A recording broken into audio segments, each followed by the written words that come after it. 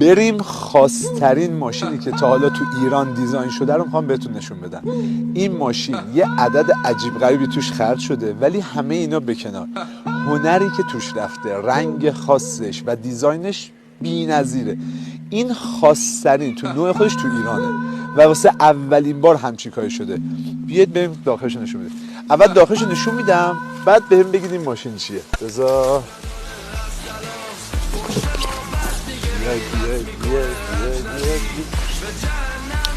تو شده خرجب داری تمام کار دیزاین توش توی ایران انجام شده.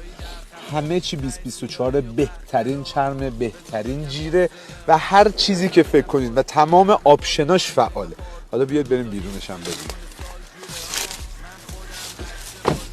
این یکی از جذابترین و کاملترین پرادوهای ایرانه در حال حاضر. کار مجموعه بختیاری هم هست. ماشین بیرنگ، فول با دیفنس مات شده. حالا استیکرهای دور، چراغا، فقط رینگ و لاستیکش باید عوض شه. استیکر بغل همش هم نستعلیق خط اصیل ایرانیه. منتظر ویدیوی بعدیش باشید.